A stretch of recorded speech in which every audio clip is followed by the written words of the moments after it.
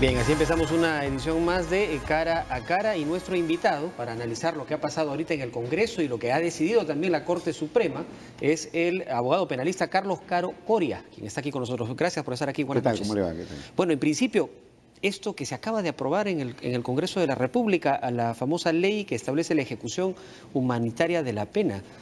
¿Su opinión respecto de una medida de esta naturaleza? Sí, bueno, esto es una ley que tiene muchos antecedentes en el derecho comparado en otros países, donde la finalidad es netamente humanitaria y siempre el punto de discusión es los límites, ¿no? Si es que todo tipo de delito puede calzar, digamos, dentro de este beneficio, que se aplica básicamente para personas que superan un rango de edad. Depende del país, en algunos casos 65, 70 años, en otros 75. Pero que de todas maneras pasa por una evaluación de un juez, ¿o no? En principio es casi automático, porque como es una ley humanitaria, prácticamente se aplica a una persona que llega a un rango de edad. Sin embargo, también el derecho comparado por temas de derecho internacional se pone límites, por ejemplo, no al genocidio, no procede en caso de tortura, no procede en caso de delito de lesa humanidad, terrorismo, etcétera, ¿no? Acá en el caso del Perú se ha puesto, según se aprobó ya en el Congreso como ley express, se ha puesto algunos límites, ¿no? Terrorismo, narcotráfico, feminicidio, etcétera, pero no se ha puesto expresamente el tema de lesa humanidad, lo que daría que pensar o hace pensar claramente que tampoco corrupción, ¿no? Así es, que se le podría aplicar tranquilamente al expresidente Fujimori, nomás aún se ha sido aprobado por su bancada en las circunstancias que ya todos conocemos. ¿Vladimiro Montesinos se beneficiaría con eso? En teoría no, porque si estamos hablando de organización criminal, podría seguramente ahí establecerse algunas limitaciones. Ahora, evidentemente acá hay un tema de control judicial, no es un tema de aplicación automática, ¿no? Entonces hay que recordar de que los jueces tienen la facultad de poder inaplicar una ley si en el caso concreto es inconstitucional. O sea, por ejemplo, un juez, el juez del caso Pero si su aplicación es automática, ya no necesitas de la opinión de un juez. Claro, pero ojo que para acceder al beneficio, el juez en principio la tiene que aplicar casi de forma automática, pero el juez puede en ese ejercicio realizar un control que los abogados llamamos control difuso y decir esta ley para el caso, por ejemplo, el señor Fujimori no es constitucional porque estamos hablando de delitos de lesa humanidad, ¿no? Con toda la discusión que eso trae detrás, porque la que se discute mucho acá en el Perú si la condena fue o no por lesa humanidad. El Tribunal Constitucional ha dicho que no, la Corte Suprema ha ratificado que sí, justamente a través de la resolución del juez de la semana pasada que ordena la devolución del señor Fujimori a prisión. Esa norma, esa disposición establece claramente de que para el Poder Judicial sí es un delito de lesa humanidad. Con lo cual el debate está servido y yo creo que esto nos abre nuevamente a un posible círculo vicioso, ¿no? Que el presidente de repente la observe, el Congreso por insistencia la apruebe y la publique, el juez la inaplique, el Tribunal Constitucional la declara inconstitucional y seguimos, digamos, en un círculo vicioso porque no hemos obtenido un consenso, que yo creo que es el tema central acá. No se ha discutido debidamente como debió hacerse. No se ha consensuado la norma. Pero otra decisión que se ha tomado en la Corte Suprema tiene que ver con lo que sucedió ayer, ¿no? Que en realidad estamos de noticia en noticia.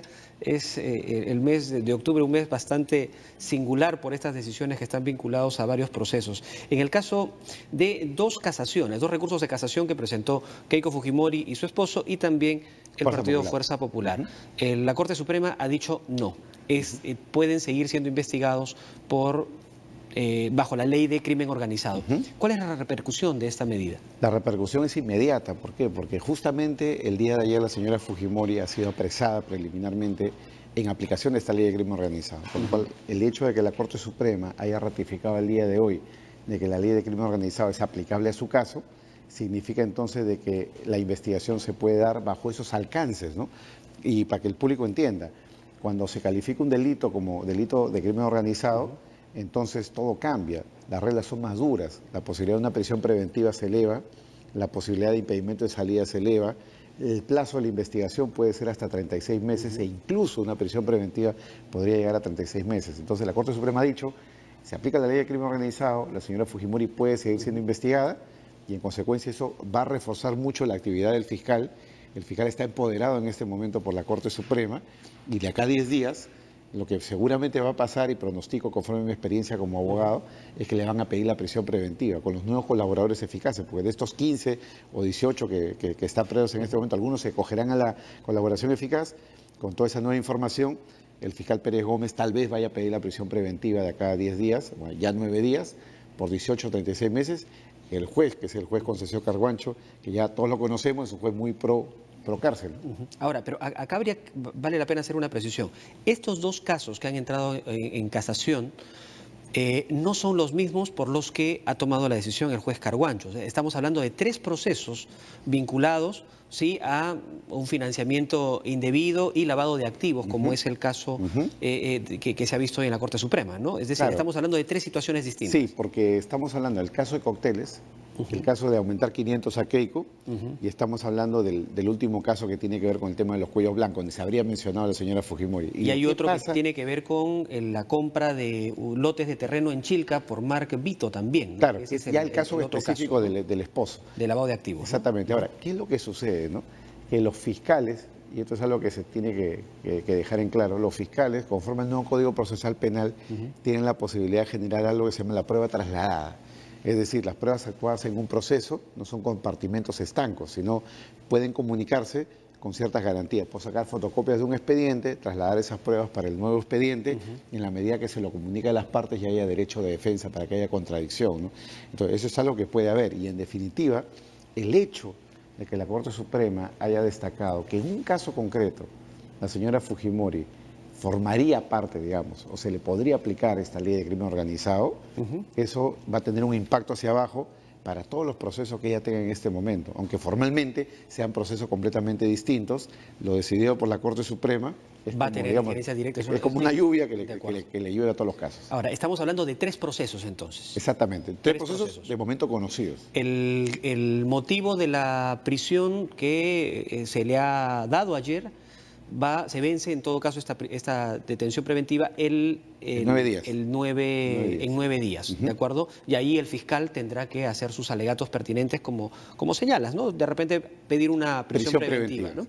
En estos 2 casos en particular, hay uno que se inició en la casación 599-2018 el 20 de octubre del 2015, es decir, es una investigación anterior. Antigua, sí. ¿De acuerdo? El plazo se vence el 19 de octubre del 2018, el plazo máximo de 36 meses. Así es. Según lo explica específicamente en su resolución la Corte Suprema.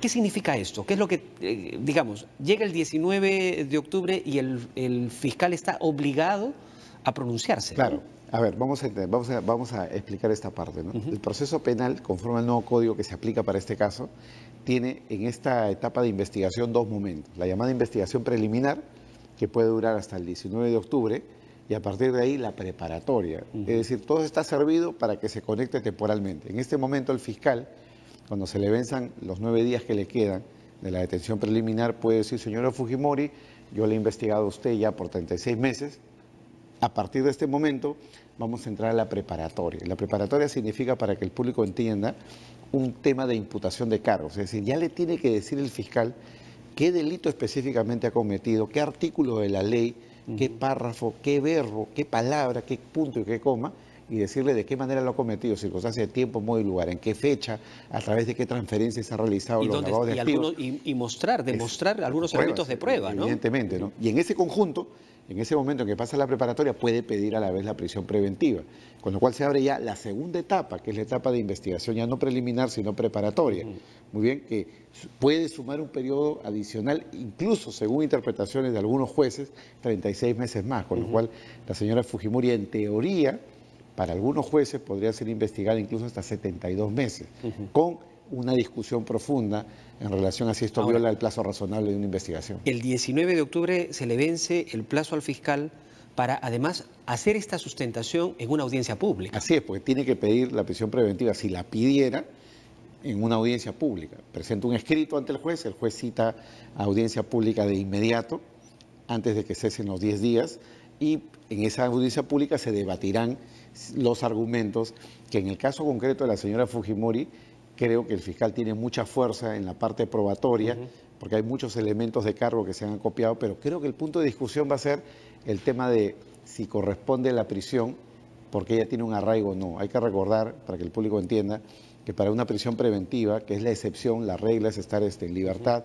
lo que se requiere es pruebas de cargo del delito, y por otro lado lo que se requiere es que se el pruebe delito sea mayor a 4 años, ¿no? Sí, que la pena sea mayor a 4 años, que el caso concreto se daría, pero el tema clave es si es que hay riesgo de fuga, si hay riesgo de que la señora fugue el país, ¿no? En el caso del juez Carguancho, él ha dicho de que la señora no tiene un trabajo conocido.